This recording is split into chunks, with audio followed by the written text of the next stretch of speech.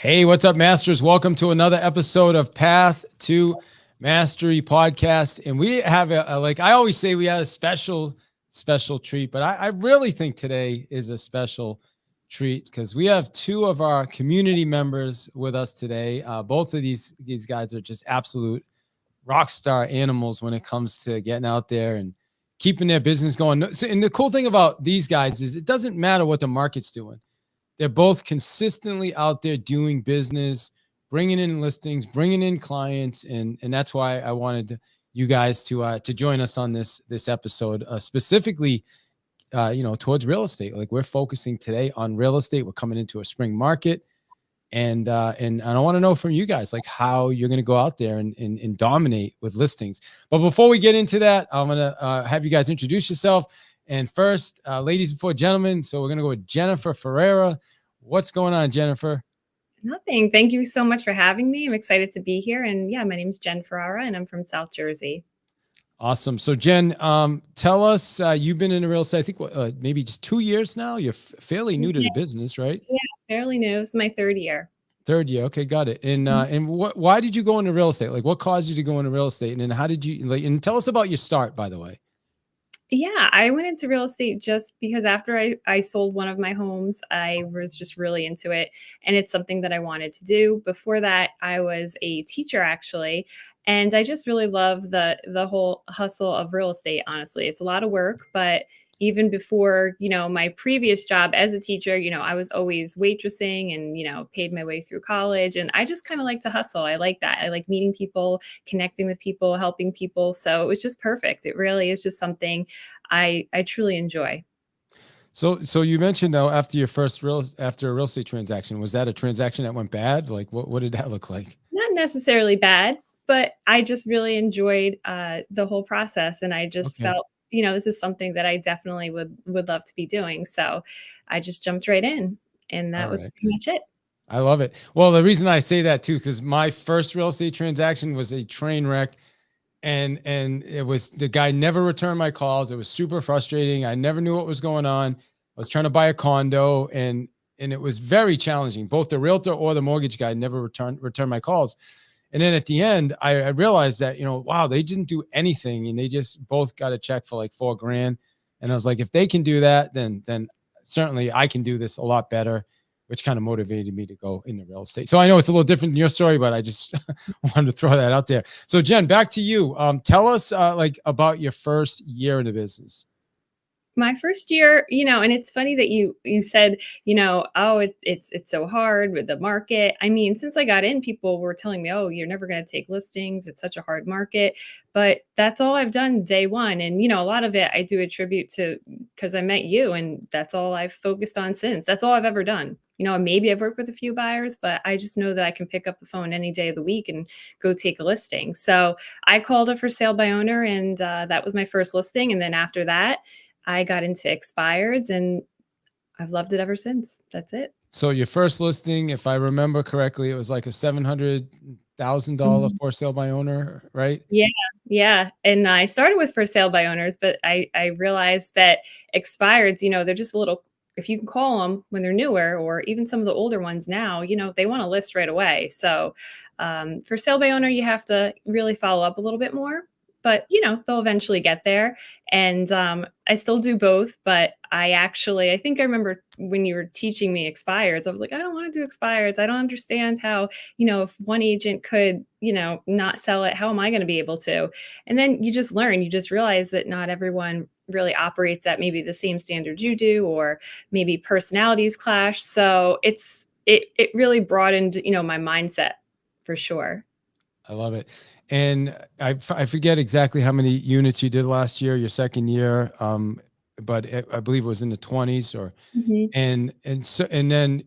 so a lot of realtors right now, I know it's been very difficult, even for realtors that have been in the business for a long time. Do you think that the reason you're able to do that is because you're focusing on listings, or is it something else?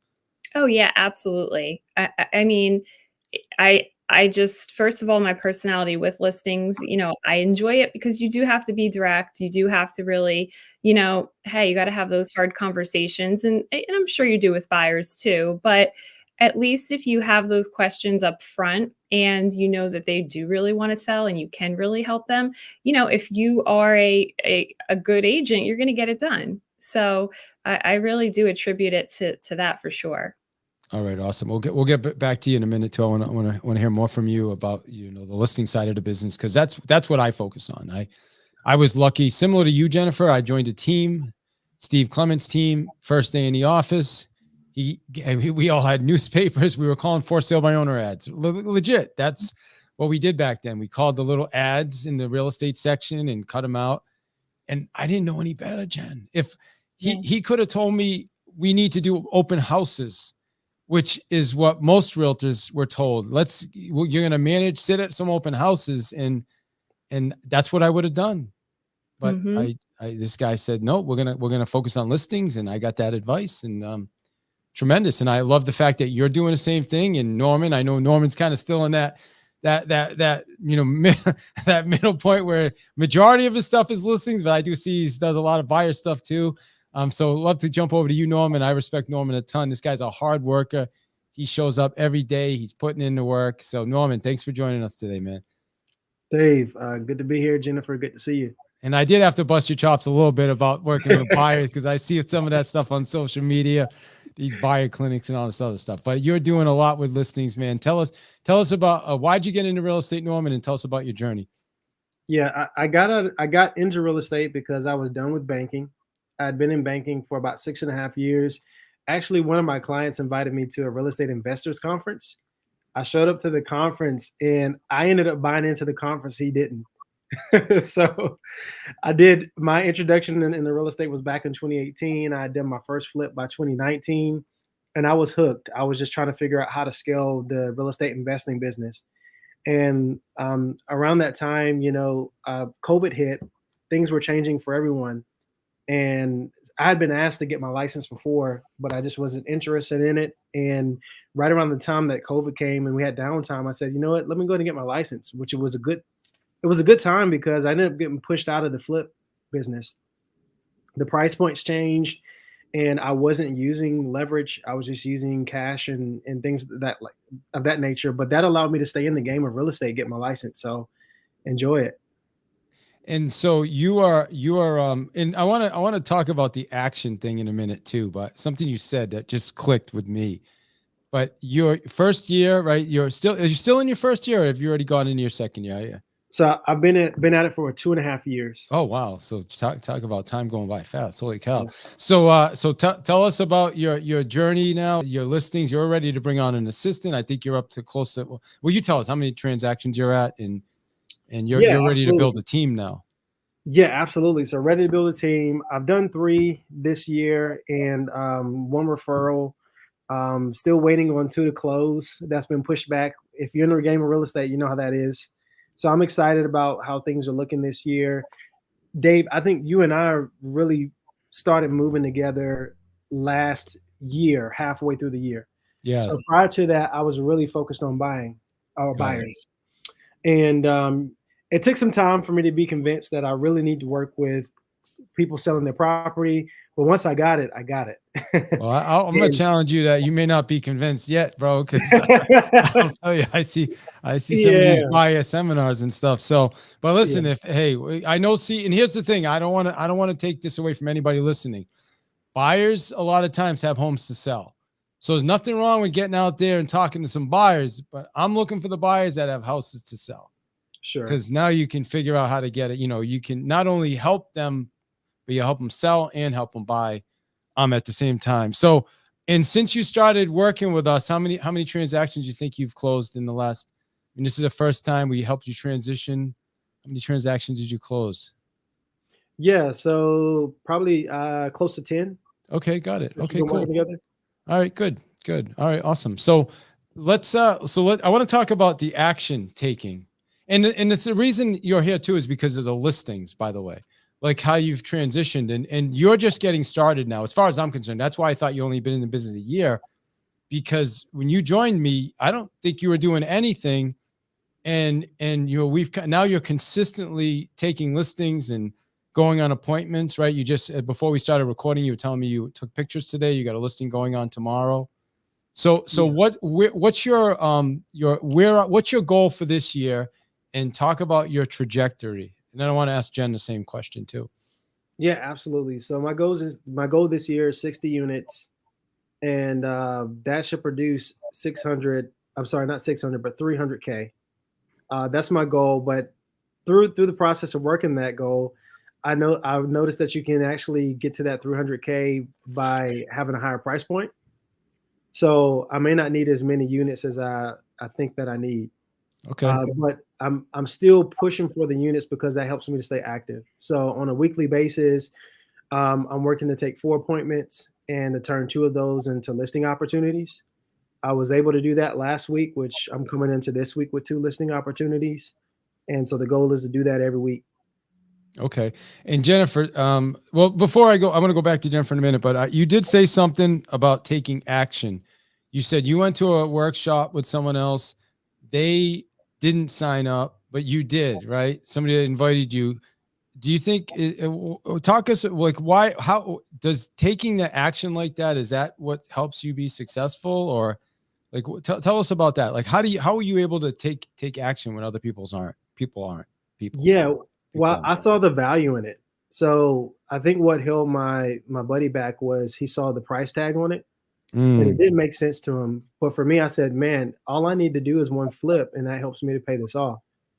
And I said, like, kind of like you said when you had your first experience with selling your property or working with agents, this is all I got to do to get a home sold. I can do that. I had the same mindset about flipping a property. I can do that. If I do that one time and pay for the price tag. So I still talk to that guy today. He's a great guy, but I'm still waiting on him to do it for his first investment property. yeah, I love it. Well, that's it. That's what it's about. It's about action takers, and there's always when opportunities show up, we have to be ready to take action. And if it's not an opportunity, then we know it's not. You take action and move on. But I think too many of us sit around and wait. And, oh my gosh, and should I do this? Should I not do this? Should I call? Should I not call? Should I work? People let fear get in the way of so many opportunities in life. And I see you and Jennifer on here as both action takers. So I appreciate that. All right, Jennifer, I'm gonna go back to you now. So talk to us. And by the way, what's your goal for 2024? Units in income? Units, I will probably do 35. So I think that will be good for me, being that it is my third year, and it's a learning curve. And that's another thing when you're talking about a team. I was never on a team. So there's a huge learning curve for someone where, you're doing everything yourself. You're learning, okay, I need to get a TC. I need to, do this, that, and the other thing. I never had anyone teach me any of those things, and listen, rightfully so if you choose not to be on a team, you got to learn, like that's something you're going to do. So in order to make sure my clients get the best service, it's just what works for me. 35 is fine. I know how, to make the calls, Sure. get it done, and get out there and just meet people. And you're on a higher price point too, which is great. So, for you, 35 transactions might be equivalent to somebody else that would have to do 70 to earn the same amount of volume, right? It depends. I mean, so I'm not even originally, that's another thing too. Like, I'm not originally from this area in South Jersey. So there's like a lot of different counties where it varies. There's maybe 800,000 price point, and then there's 200,000. So, that's why I do like picking up the phone and calling, because there's just opportunity. If you have nothing going on, you can just pick it up and just go, just find something, because then you're going to meet people, even if you don't know the town per se. You obviously got to learn. So you can't call somewhere you don't completely know and then do nothing, and you don't know the town, you don't know the CO. Those are things you have to do, but at least you'll get out there. You can have open houses, meet people, but it's your listing, and you can pretty much advertise your business by helping someone else and taking that listing. Yeah. So tell us, so if somebody came up to you and was starting the business, what would be your advice to them when it comes to listings? Yeah, just pick up the phone, like just call expireds or for sale by owner. So it doesn't matter whichever one they feel comfortable. Because I never thought I would feel more comfortable with expireds now, which I do, than for sale by owner. I was just really like, yeah, I can't wait to go, like right out the gate when I started, but then you kind of learn. You learn, man, like you can encounter problems, and that's just part of the business. But it was nice, when you first start and you're a little naive, and hey, it worked for me. Like I took the listing and then I kept going, and then you just learn from there, and you learn what you have to do, and you get better, your skills get better, and you just go from there. But just pick one and go and just do it. Oh, I would say both, Jennifer. What do you think about that? I think both. Like I've also learned FISBOs because the team I was on, he did FISBOs. He didn't do expireds.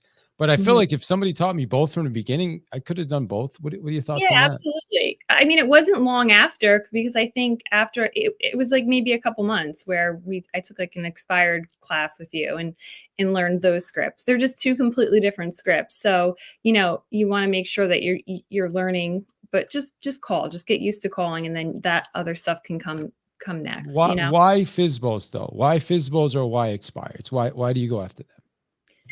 Because if you even check, if you just watch a for sale by owner, I used to do this. I would go, before I had a dialer, I'd go into Zillow and I would watch. Eventually, they all get listed, or at least I'd say 75%. And I'm like, man. And I'd look back, just because I felt like just doing research and looking, I'm like, they all got listed. They're going to get listed.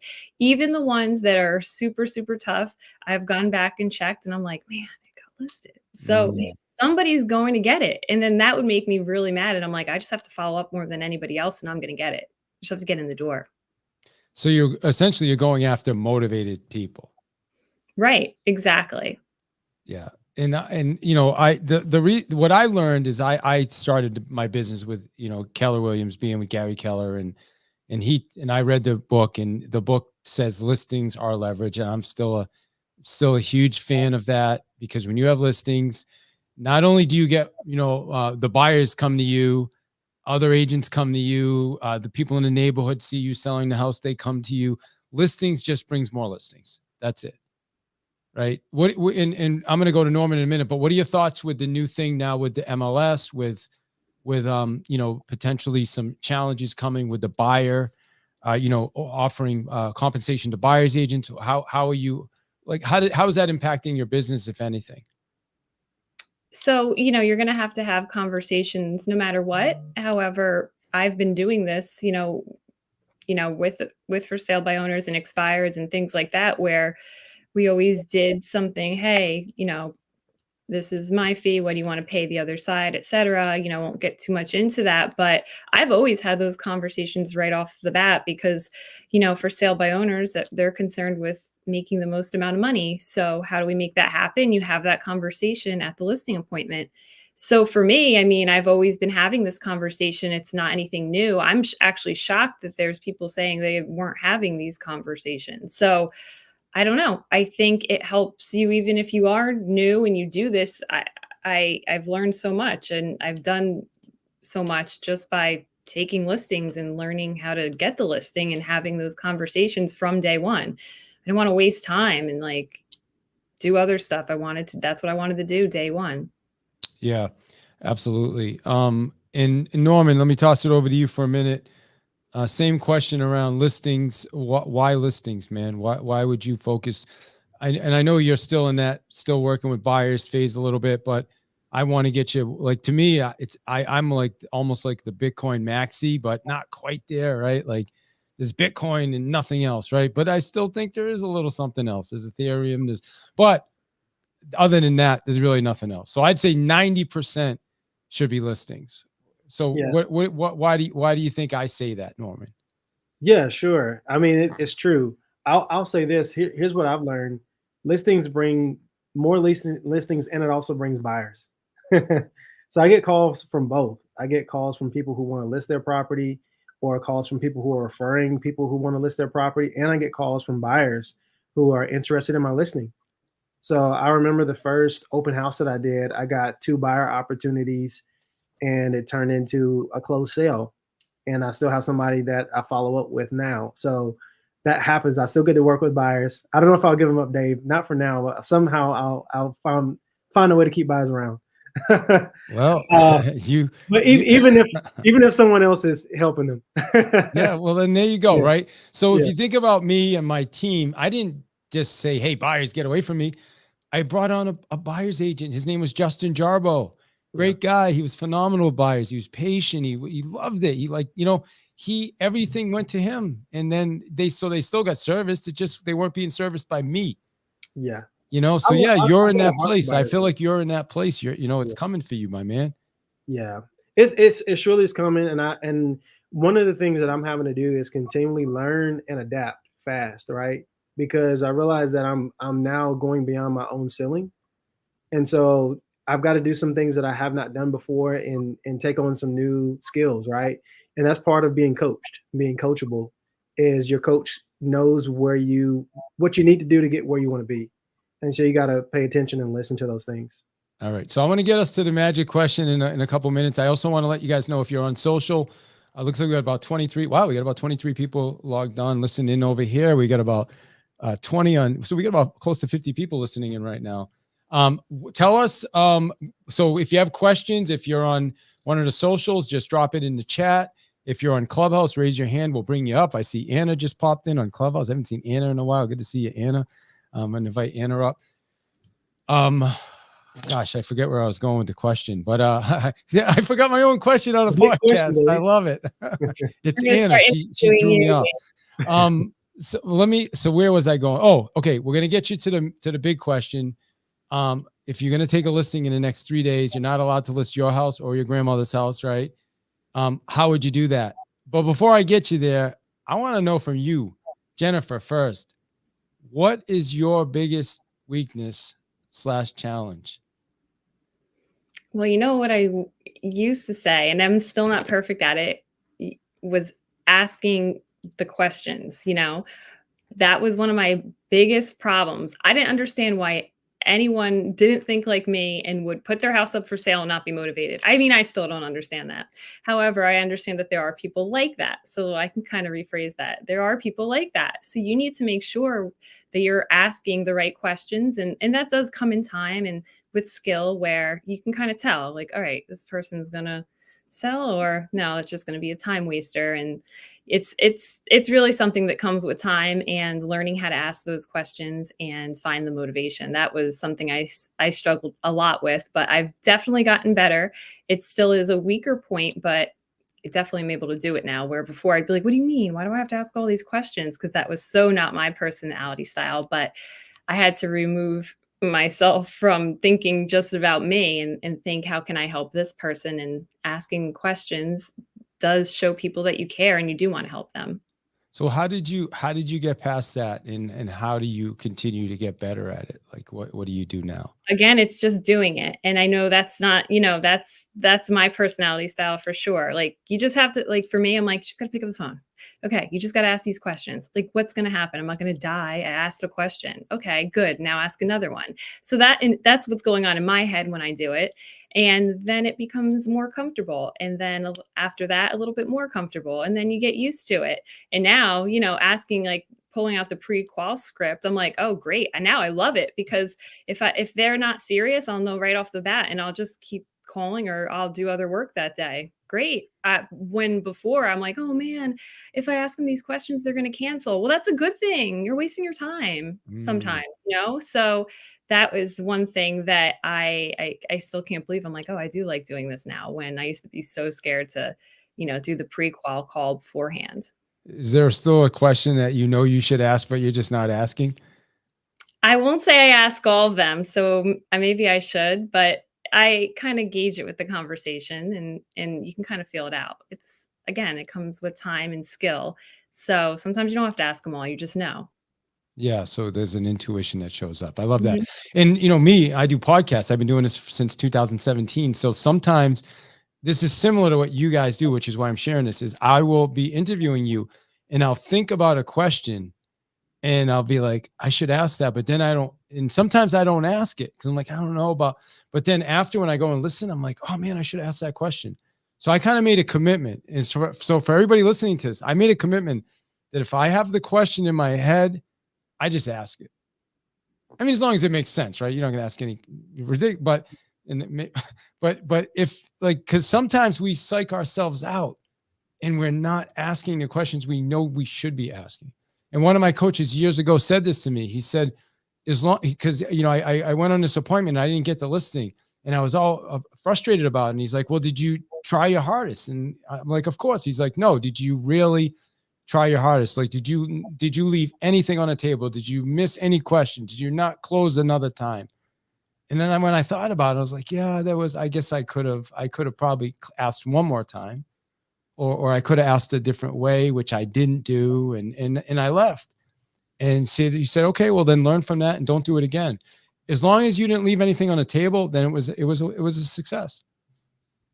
So that's why I asked you that question about the questions. Even made me think of a time, you know, where maybe I wouldn't ask other agents a question. But you have to just remove your ego, because it's about getting the deal done. It's about helping the client get what they need, and, you know, not being, you have to work together. So if I don't ask a question because I'm confused, but I don't ask it, that's not helping anyone. That's not helping my client. That's not helping the deal. So that's another thing. And it actually has helped me build really great relationships with agents. And I think it's because I am open and I'm like, oh, I don't really know what that means. And I'm not afraid. I'm like, okay, I don't know everything. I'll find out. I'll ask the agent. Maybe they don't know either. And sometimes they don't. And then we have to go find out.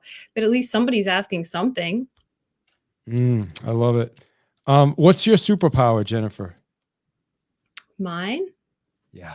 I would say I'm really good at whoever I'm with, you know, almost like a chameleon with reading people and how they are.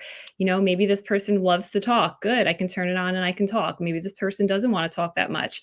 Great. We don't have to do that. And I think that comes from my previous jobs, you know, waitressing through college and high school for years. I learned so much in that business. And then being a teacher, I worked with so many different personalities.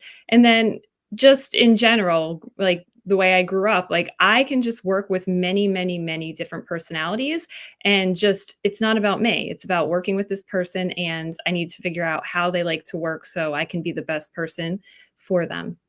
Awesome. Norman, same with you, man. Question. First one is going to be, what's your biggest challenge? Well, maybe not. So just, and this kind of can go two separate ways, but I'd say, what's the biggest weakness? Like I know you well, you got a lot of awareness. Like, what's your biggest weakness? And then what's your biggest challenge? And how do you move through that?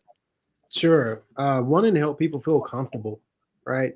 Like when you're not in sales at all, I mean, it's really easy to make people feel comfortable. You know, the customer service, roll out the red carpet. If you don't want to move too fast, we'll take it slower. If you want to speed up, we'll take it faster, those types of things, right? But I realized going into how I'm working on that is helping people feel comfortable or making people feel comfortable is not always the best thing for them. And so when I would perhaps go bypass a listing, well, this person's not ready to move forward, and then seeing them move forward with someone else who maybe is not providing them the best service, I'm kicking myself in the pants, because I'm like, I should have helped them feel more confident and challenged them to get back on the market. So, you know, I'm working through that every day. So what is that though? So let's describe that for people listening. What actually is the weakness there though? Yeah, the weakness is not asking the question, right? So if you feel like they're not opening that door, you just like, okay, well, they clearly don't want me to come through that door, so let me just leave it closed. As opposed to, no, let me in. Let's explore that a little further. So you ask the uncomfortable questions. That's going to help you identify what this person actually needs. But is it a level of, as I'm listening to you, is it a level of like, hey, I don't really want to come off as like pushy and aggressive, so I kind of back off? And is there some of that in there too? There's a lot of that. You know, I don't want to be the guy that's coming across as too pushy or too salesy, and you know, he's in it for himself as opposed to he's truly here to help, right? And that's why I'm here. I'm actually here to help. Of course, I mean, it's a business. I mean, there's no questions about that. But I truly want to help people. I want to see people be successful at the end of the day. Yeah, there's nothing wrong with earning money either. Right, you said it. This is a business. This isn't right. We're not running a nonprofit, a charity organization, right? You're running a business. What's the purpose of business? Make money. That's right. There's nothing wrong with that. So many realtors like, oh man, I call my clients and I don't tell them I'm in real estate. Why would you call someone not telling me you're in real estate? You're a real estate agent. That's just weird. Stop doing that. Not that Yep. you guys, I'm not saying you guys do that. I'm saying there's other people I hear all the time that do that. So how do you work past that? For people listening that are like you, Norman, that are like, hey, I don't want to, I'm service oriented, but I also don't want to be pushy. There's that balance between, you can be pushy and you can not be pushy, but you can still ask for what you want and help them self-discover what they need to self-discover. So how do you work through that? Yeah, trial and error. Like Jennifer was saying, you got to continue to make the calls to know where the balance is. So, and you're going to cross that line at some point there. And when I cross that line and someone clearly tells me that, like, hey, you violated my personal space in a way that I know it's going to injure the sale, I just say, thank you for making me aware of that. I didn't realize that was an issue and I won't do it again. Right. So, and you can always do that. I mean, you can recover. And then also, if Has someone ever said that to you? Someone's actually said, I've never had anybody say that to me. Well, maybe they just ignore me. I don't know. They probably just don't they tell me, but yeah. I've had a person say, because I was trying to pivot in the conversation, I had a person say, you didn't answer my question. I don't like the fact that you didn't answer my question. Got it. And I said, thank you for making me aware of that. So let me answer your question directly. Okay. All right.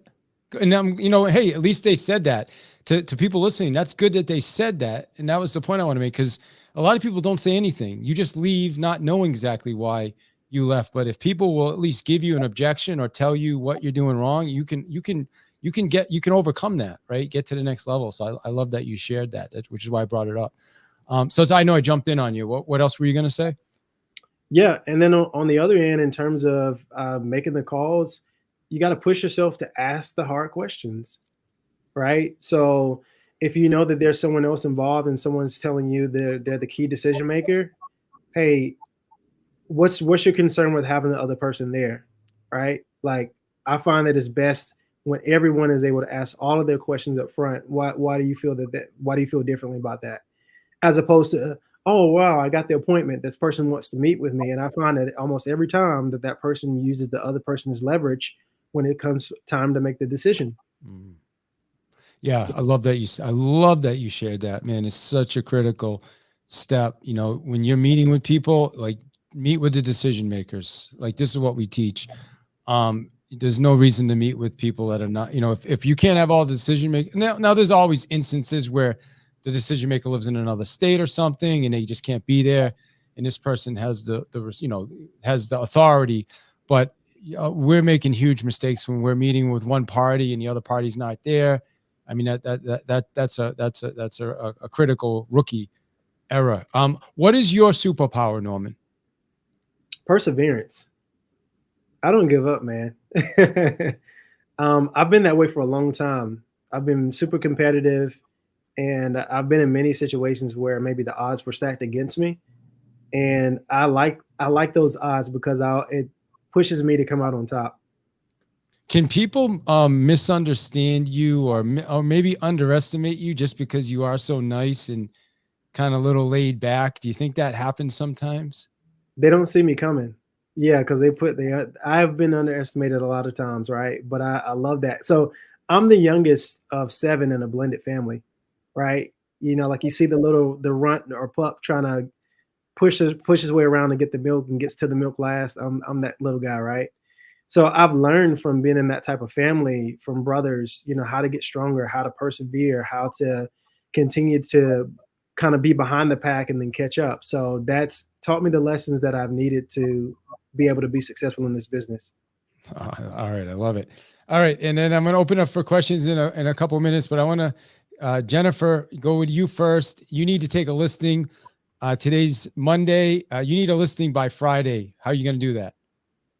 Well, listen, it's almost 3:00. That's one of my favorite times to start calling. It's when I have the best success, from, 3, 4, 5 o'clock. I will go and go to the new expireds and canceled, and you'll find somebody. And especially, Saturday mornings too. Those are the best. You're going to get somebody. I mean, I've literally had people say, come over on those days. And I just went over, and it works. So you're going to focus on an expired is what you said. Yep, a new expired. So just open it up and call the new expireds and just go. How many are you going to call? until somebody tells me to come over and they want to relist. If So I need it, you're just gonna keep calling. yeah. What if there's not enough new ones in there? What do you do then? Well, then, you got to switch it up. So if you have the older ones, then go back to the older ones, and if not, then go to for sale by owner. Okay. And what are you gonna say? That's What are you gonna really what. say? You're gonna tell them I'm in a contest. I need to take a listing by Friday. No, I mean, you no. could say that, I guess, but I what mean, I'm messing with you. But yeah, no, what would you say? I wouldn't say that. You just go through your scripts, and whoever you're speaking with, hey, are you still interested in accepting an offer on that property? And you'll know when someone, again, it does take time to gauge that, but someone will, yeah, yeah, I am, and then go from there. So call me. We'll do a quick role play. I won't be super difficult, but what does that sound like for people listening? So I just give you a call. So ring, ring. Hello. Hi, my name's Jen. I'm a local real estate agent. Just giving you a quick call about 123 Main Street. Saw it just came off the market, and are you still interested in getting that property sold or accepting offer? You could say either one. I mean, do you have a buyer? No, I don't have a buyer, but I definitely think that house could sell quickly. What happened with that? Well, the last agent just told us we're going to take it off for a little while, take a break, and then I think we're going to put it back on probably in mid April or so. We just needed to take a break because I think we put it on too early, to be honest with you. It went on in like the fall. Okay, I see. So mid spring. What's important about April as opposed to now? Well, I mean, nothing's really important about April. It just that was, like I said, that was the advice I got from the past agent. Oh, okay, I see. If there was a significant financial advantage to getting it on the market now, and I could show you how to do that, would you be open to meeting with me for a few minutes? Um, well, I mean, I'm not sure because I kind of already committed to the past agent, but I mean, if you want, you can send me some information. Yeah, I totally understand. You're committed to that agent, and I'd just like to swing by and show you maybe a different approach that I think could really be beneficial for you. Yeah. Well, I mean, I guess, yeah, I don't have a problem at least looking at what you do. So, all right. So I'm gonna stop there. I was a little more difficult, but not super difficult, right? But one of the things I noticed about you, you just kind of go right into it, right? You're not. Yeah, So just is ask. that's intentional? You're not like, how are you? How you doing? Hey, all this other stuff. No. No, that is something you have to balance a little bit. I'm more of sometimes a little too direct, and I just want to close immediately, which, can't always do that. Doesn't always work. But when it does work, can I come over? If they want a list and they want to relist, they're going to say yes to that. And then you go over there, and there's been times where I've just taken it on the spot. Some of my best clients, and they ended up being, they were guys that was a vacant house, and they had like four others, and they're like, I'm just going to use you because they have said I liked how aggressive you are. I mean, I don't think I'm aggressive, but I guess I got that job done, and then I now have more and more and more from them, which that's great when it's somebody like that. Yeah, well, you do have a direct and to the point approach, which is great. There's nothing wrong with that at all. As I think it could be ultimately is one of your superpowers too, where you just kind of tell people this is what it is. You get to the point, right? And there's a lot of people that appreciate that. And then there's other people. I think you have the wherewithal, as you said earlier, because you're so you have the teacher background, the before that, and being a waitress, etc. You can adapt. Right, because not everyone's gonna like that style. Now I know you, David, and you're like me, you're pretty direct. So Yeah. knowing that, I'm like, I know what he's gonna say, what he's gonna want, and you know. Well, I'm pretty adaptive myself. I mean, I've been doing it a long Yeah. time, but yeah, 100%. So, all right, yeah, great job. So I love it. And the key is for people listening, don't even worry about all the other stuff. Just make the calls because, right, if you make enough calls, like I just put Jennifer on the spot. She didn't know what she was going to do. She was even going to do that. She did great. Right. But you should see Jennifer when she's banging calls, she's just cruising right through it like nothing. Right. And then if someone's like, I'm not interested, if someone's like, yeah, I'm not interested, take me off your list. How do you handle that, Jennifer? They said take me off the list. Okay, all right, absolutely. And just move on to the next one. That's it, right? Yeah. And That's I mean, great. sometimes when they say that, if you call them like, the next day they don't even remember they said it, and sometimes they'll list with you too. So I mean, it really just depends, and it's how you approach the person. I've had people say to me, that were for sale by owners. The agent was like, "You're never going to sell this," like harassing someone. That to me is like, I wouldn't say that. Okay, well, we all know it's not going to sell or will sell, but I I can get it sold for a better price. I know that 100%. And I think, that's really what makes the people like, I want to list with you because I know she can do it. Because I know I can do it. And I don't think saying those types of things that I've heard other for sale by owners tell me, like the agent said, you're never going to sell this. I mean, don't even bother making the call at that point if you're going to say that. That's insane. Yeah, yeah, that's just jealous. I think they're upset, and that happens. I mean, it happens. There was back in the day, there were agents that didn't like me because I worked expired listings, and they were upset that I called their sellers after the listing expired. Like, okay, well, what am I supposed to do, right? Like, should they not sell their house anymore because you couldn't sell it? Sorry, agents, please don't get mad at me. I'm sure there are people getting mad, but that's the reality of the business. It's business. So, there were certain agents, there were some, Brian O'Neill's an example. There's probably a dozen agents that, I had a different relationship with them. So if I saw Jennifer, if you're in my market and one of your listings expired, I'm going to call you first because we have that relationship. But most agents, we didn't have a relationship like that. So I called the seller, right? I'm not obligated to a real estate agent. So, yeah. All right, Norman, same question to you. You got to take a listing by Friday. What are you going to do? Yeah, so I'm going to call FSBOs and expireds. I'm going to call FSBOs today. I want twice as many opportunities as Jen because she's better. So I'm going to call FSBOs today, and then I'm going to call expireds tomorrow. Get 2 opportunities and take at least one of them. Why do you say she's better? I wanted to pay her a compliment.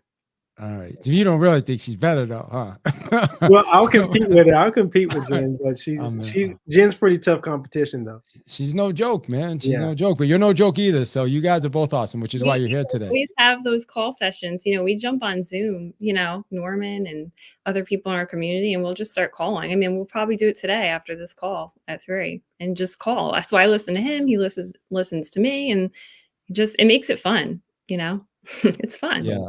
So Norman, you said FSBOs and expireds. Jen said expireds. Why FSBOs and expireds for you? Yeah, so I know they can seem different, but after a while, I've seen FSBOs that are similar to expireds. So people are people, right? On both sides of the fence. And so I found that at the end of the day, I'm talking to a person. I'm just having a conversation that makes sense to that individual. But I've actually talked to FSBOs that were a little more passive than I thought they would be. Yeah. Do you think that a lot of FSBOs, like this is something that's kind of occurred to me, is they're being extra difficult because really they're not difficult. So they're like almost like putting a wall up because they're scared, like to let you come over because they know they're like pushovers and they're gonna list. Like I've seen that happen. Like if you just get to the appointment, they're gonna list with you. Yep. It's true. Yeah. So. Not for everyone though. No, you're right. It's not for everyone. There's some pretty aggressive ones. What would you say is the biggest is challenge right now when it comes to, both of you guys obviously generate business via cold calling people that you don't know yet. What's the biggest challenge contacting people that you don't know and don't know you yet? Norman, I'll go to you first on this one. Sure. You just don't know who you're talking to on the other end of the line, right? You could be talking to someone who's a novice. You could be talking to someone who's an expert at real estate. Maybe they build real estate, and so they have no intention upon using an agent. But that's also the exciting part, right? Is you don't know who you're getting on the other end of the line, and you're really organically responding to whoever's in front of you. So it's both a challenge, but it's also an exciting thing about the business. I love it. Jen, same question for you. What's the challenge with contacting people that don't know you and you don't know yet? See, when you said that, I'm like, challenge. I like it so much better. And especially when, I don't know anyone where I am, or, in the beginning, I'm not really from this area. It makes it better because I'm just going to go, I'm going to call. But maybe the challenge is, you have to show, I can't show them sometimes unless I get in front of them, like I'm at their doorstep, like, hey, like this is how good I am. I don't drop the ball. I'm going to get everything done. I'm very efficient. I can't prove that over the phone. So the more of the challenge lies there. Like they can't see this over the phone. They can't see this through my scripts. They can see it through follow-up maybe, but until then, I can't show them that I can do all this for them and make it a good experience. I love, yeah, because they don't know anything about you, right? And the problem on the phone is there are other people that are calling too that probably sound just as good as you, right? But so the owner on the other end, the consumer, doesn't know how to differentiate between you calling sounding good, Norman calling sounding good, right? The next guy. So yeah, that's a good point. So that's why it's even more important to get in front of them. Yeah, I want to be in front of them because usually once that happens and I can speak to them, they can see that, I'm efficient and that's it. It's done. Awesome. All right. Hey, I want to see if our friend Anna is here. I haven't seen Anna in a little while. I want to say hi to Anna. Do you have any questions, Anna, for either of our panelists? No, I know it's been a while, and it's nice to hear Jen and Norman's voice on here as well. I didn't realize that you were initially when I came in. I'm like, wait, I know them. Where are they? They're not here on Clubhouse.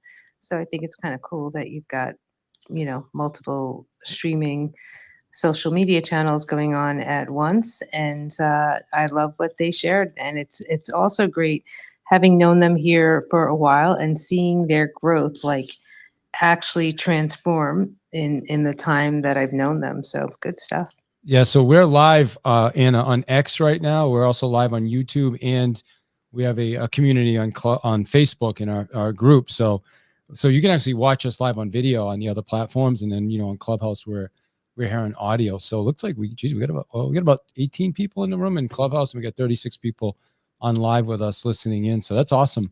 So any thoughts though, Ann? I know you're a monster in real estate. You got a question for either of these guys or for both that you want to throw out there? Anything I missed from your perspective? Oh man, I think you had some great questions and you really hit a lot of good marks there. Honestly, I'm drawing a blank. You actually nailed it. David, you had some really great qualifying questions for both Norm and Jen. Good stuff. Well, I feel better now. I just got approved by Anna from New Jersey. Thank you. Pennsylvania, for the love of God. Gosh. I'm in Pennsylvania. You just blew it, David. Oh my gosh. Well, I know you're really close to New Jersey, and that's why I just keep thinking New Jersey. But you do business in Jersey, don't you? I buy real estate in New Jersey, but I'm just digging a hole deeper. I'm moving on. All right. Well, I do appreciate you, Anna. You know that. So thank you for jumping in with us. Anna's in Chester County, Pennsylvania. Okay, good. Jennifer knows. Even Jennifer knows, David. Yes, come on. Yes. That'll be the last time I get it wrong. All right. Final thoughts. Speaking of challenge, we do have a challenge starting on the 18th. We're doing an 8-day challenge where we're going to take real estate agents. There's only 40, where we're going to spend 8 days with you. Every day is going to be a specific seller.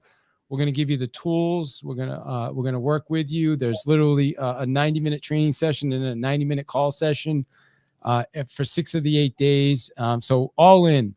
Jennifer, as soon as I told you about it, I haven't even talked to Norman about it yet. So as soon as I told Jennifer about it last week, she's like, okay, sign me up for that. Why'd you sign up for that? You don't need to sign up for that. Thing. I think in a dream world, I'd work in an office where we'd have, we'd go and every morning, compete and make calls. I don't know. I'm weird, I guess. I love that. So as soon as you said it, I was like, yeah, because I just like that. I don't know. I like to compete. It's fun. And then I know I'm going to get something out of it. You're just gonna. Well, and it gives you that daily accountability too, right? Yeah. And the daily, and we're also doing a contest. So the person that gets the most listings is going to win a prize. And we also added a certification to it. So now you'll have a listings certification that you can use with your sellers. So in Clubhouse, I dropped the link up on the top. So if anybody wants to join us, we still have about, I think, 22 seats left for you guys to join us. So go up to the top, click on that link if you want to join us in the challenge. Norman, what would cause you to do an 8-day challenge with us? You've never done one. Jennifer's done them in the past, but what would cause you to want to do an 8-day challenge with us? The challenge to grow, right? You're showing up 8 days with people who are challenging themselves to make as many calls and be on the top of their game. I mean, I want to be a part of that too. I want to get something out of it. Good. So have you heard enough information to make a decision? Yeah. All right, good. So you see, Norman, that's how we sell people. You just gave you a great example. Like, didn't even ask them to buy. I just asked them what would cause them to want to do it. What would cause somebody to want to sign up? And literally, we were talking about this morning, is when you're calling expireds, right? I get you don't want to sell the house anymore. I'm just curious though, what would have to happen for you to be interested in selling the house right now? As opposed to, do you want to sell it? Like, ask them questions, get them thinking. Get them telling you why they're going to do something, right? So important, guys. So, and those are the types of things. So final thoughts here. We appreciate you guys. By the way, if you're on X, thank you. Wow, we got 39 people watching on X right now. That's phenomenal. You can join our challenge. Just go to davidihill.com/challenge and take advantage of one of those seats. You get to spend 8 days with Norman and Jennifer and myself and about 37 other people that are committed. And listen, we're doing it. Like, we're doing it. The goal is everybody, at least one listing. Like, if you can't take one listing in 8 days, then, something's not right. That's the minimum. So, all right. Final thoughts. We'll go to Jennifer first. Jennifer, final thoughts on what we talked about today. What do you want to leave everybody with? Yeah, just, if you are thinking about picking up the phone, or you never have before, just do it, because that's the fastest way to learn, and get up at bat. And hey, listen, if you got that challenge, that's what I would just sign up for, because I'm not even just saying that, because it's going to make you do it. Even if you really, really are reluctant, you're going to do it because you signed up, Yeah. Yeah. Well, I'm excited to do it myself, Jennifer. I'm going to be making calls myself. I haven't even made calls in a while, and I'm going back in the trenches myself. So, and you know what I will say, because I remember when I was doing some of the challenges, when I did the expired one with you a couple years back, that was the first time. I didn't get anything from it, but I ended up getting leads that it took a while, but then turned into it, and some of them maybe a year later. So, I mean, if you plan on being in the business, it's going to lead to something. So it's never like, oh, I didn't take a listing. You're going to find leads. So maybe they're not ready. Maybe they'll call you in a few months. I mean, it happens. The weirdest stuff happens in real estate. So, it's, if you've never done it, just call and find leads. You didn't get anything in the moment, is what you're saying, right? But you made those relationships and you filled the pipeline, which is what a lot of us are doing. So, and I love the timing of it as we're going into April. I think it's a smart time to do it, and I've had so many people say, David, when are you bringing back the challenge? And I've just been putting it off and I'm like, you know what, now's the smartest time to bring back the challenge. So I'm glad you guys are going to be part of it. Norman, final thoughts on today. What do you want to leave people with? Have you heard enough to make a decision? That's funny. I mean, if you've listened this long, definitely you're interested. So join the challenge. Get involved with the community. Jen talked about make the calls. Community is also important because you need people to help encourage you along the way. So yeah, that's what I would say. Have you heard enough to make a decision and join the community? I love it, brother. Yeah. And here's the thing. Norman doesn't even know how much it costs. He already signed up. So, Norman, it's $5,000. I'm just kidding. It's $297. But here's the coolest thing, Norman, like what you just said, what I'm doing to even make it the next level is I'm going to give people that do it a 30-day access to our community so that they can show up in the morning. So not once it's over, they still get another 3 weeks of access so that they can engage. And you run 2 of the calls for me, which is phenomenal. And Jennifer's on there every day. And we got about 30 other members that are, jump on. So it's great, man. And excited to do that with you. So thanks for saying that. All right. And how do people, Norman, what's the best way for somebody, if for referrals, they want to get in touch with you, tell them again where you are, best way to get in touch with you for referral business. Yeah, wherever you're seeing me, that's the best place to do it. I'm on most platforms. So if you're seeing me on Facebook right now, you can find me there, Instagram, LinkedIn, and I make sure that I'm present there. Wherever you do business is where I do business. I'm in Georgia and Alabama. I help most clients there. And if you need someone that's outside of my area, I know how to get you in contact with them. Awesome. Any specific parts of Georgia and Alabama, or you do the whole areas? Yeah, so I'm in a place called Columbus, Georgia, which is about 90 minutes south of Atlanta. Also, even though I'm not an Auburn Tiger fan, I'm more of a Georgia fan. I still serve Auburn clients. Got it. Well, I serve. you just ruined it with all the Auburn fans, bro. So, but Well, hey, I take care of the Auburn folks too. But yeah, so there are a couple of places near Columbus and Auburn that I serve. So if it's anywhere close there, just give me a call first, and I'll be glad to help. Awesome. Yeah. And I would definitely co-sign for Norman. He's phenomenal. You're not allowed to give him buyer leads, though, only listing leads. No, I'm just kidding. Hook him up. All right, Jennifer, how do people get in touch with you? What's the best way to do that? Yeah, same thing like everybody else. My name's Jen Ferrara. So I actually have my license in New Jersey and Pennsylvania. So even if I'm not in that area, I can help you out. I have people in those areas that I can refer you to as well. So either of those states, you can find me on LinkedIn, Facebook, Jen Ferrara. You're going to find me. Awesome. And I just want to go back to one thing too, because I wrote it down in the beginning. See, I take notes, is what Norman said at the beginning about taking action. And that was not, this is not planned out, right? I didn't even tell you guys that we were going to talk about this, but when you talked about that guy bringing you to that investor summit, he didn't take action, but you did. What would you say to the people listening right now? We got over 60 people on here listening, that are like, oh God, I should do this. I shouldn't do this challenge. What would you say to those people about taking action, Norman? Yeah. So whether you are taking action on this challenge or not, you're still taking action. It just may not be the action that helps you in the long run. So you actually sitting back and not deciding to join this is actually still an action, right?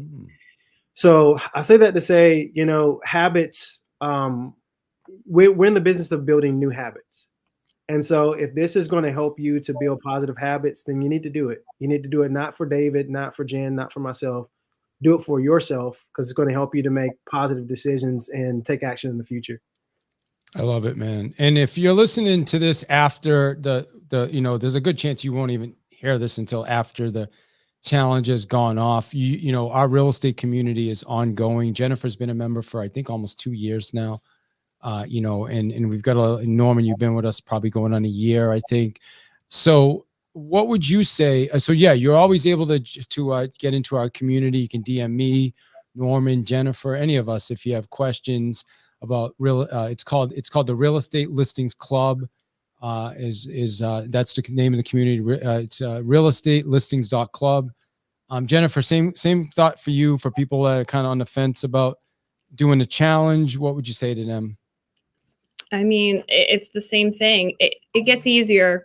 If you are nervous, you have anxiety, the more you do something, or you just put yourself in that situation, it's not going to be that bad the next time. And then maybe the third time it's easier. And then the fourth time it's easier. So it's just, and that's with anything in life. You don't want to do something. I always if I feel nervous about it, I want to go do it, because I don't want to feel nervous about anything. Right. I take that as a good sign. So just do it. It's simple, but not easy. Yeah. What do you got to lose? Right. Like, that's the thing.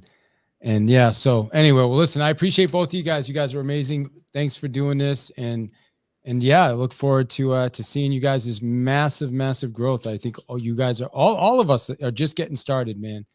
I think we're all just getting started on that journey. So awesome work, guys. Thank you. Thank you for having us. Thanks, Dave.